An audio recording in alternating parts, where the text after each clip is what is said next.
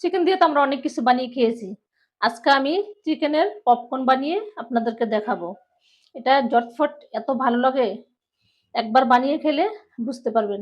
চিকেনের এই বুকের পিসগুলো আমি নিয়েছি, এখন এগুলো আমি ছোট টুকরা করে কেটে নিব। এভাবে ছোট টুকরা করে আমি কেটে নিব।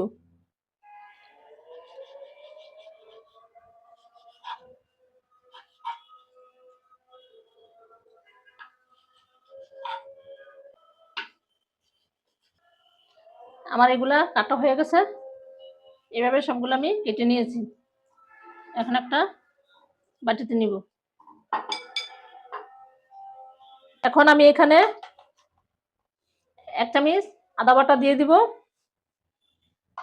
1 চামচ রসুন বাটা, টমেটো সস, সরিষার সয়া সস, গরম মশলার গুঁড়া, এখানে গোলমরিচের গুঁড়া দিয়ে দিচ্ছি, জিরা গুঁড়া, স্বাদ মতন লবণ, মরিচের গুঁড়া, ধনিয়ার গুঁড়া। আমি একটা ডিম দিয়ে দিব, আমি দুধ দিয়ে দিব, আর সবশেষ আমি এখানে লেবু দিয়ে দিব। এগুলো একসাথে ভালোভাবে মেখে নিব।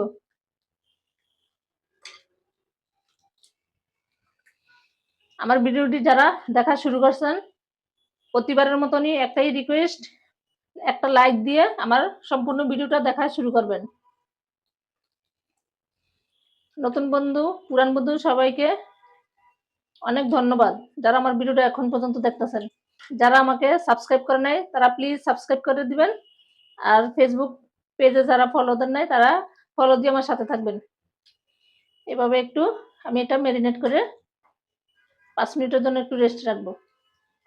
আমার ম্যারিনেট করা হয়ে গেছে, আমি 5 মিনিট রেস্টে রেখেছি। এখন আমি এখানে ময়দা নিয়েছি, আপনারা কর্নফ্লাওয়ার, ময়দা আপনারা নিতে পারেন। আমি এখানে কোট করার জন্য আমি এখানে ময়দা নিয়েছি। এখন এখানে আমি এগুলা এভাবে কোট করে তাহলে ভাজবো।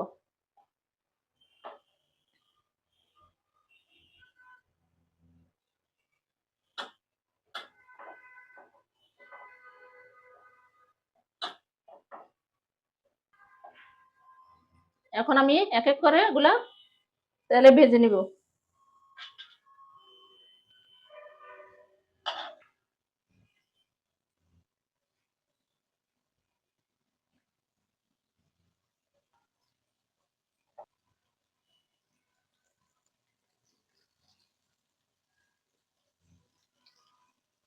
এখন আমি সবগুলা এভাবে উল্টে নিব।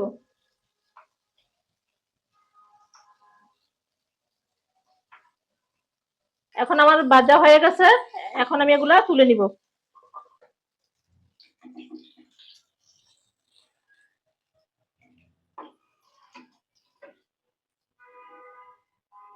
এভাবে আমি সবগুলা ভেজে নিব। আমার চিকেন পপকর্ন হয়ে গেছে, এভাবে আমি সবগুলা ভেজে নিয়েছি। এভাবে আপনারা আমার মতন বিকালে চায়ের সাথে এগুলা খেলে খুব ভালো লাগে। আপনারা এইভাবে আমার মতন ট্রাই করে দেখবেন, খেতে খুব ভালো লাগে। আর সস হলে তো আর কোনো কথাই নেই। এভাবে সস দিয়া এগুলা আপনারা বানিয়ে বাচ্চাদেরকে খাওয়াইতে পারেন, চায়ের সাথে নাস্তা হিসাবে, বাচ্চাদের টিফিন হিসাবেও আপনারা করতে পারেন। আমার এই রেসিপি যদি আপনাদের ভালো লাগে, লাইক, কমেন্ট, শেয়ার করে আমার সাথে থাকবেন।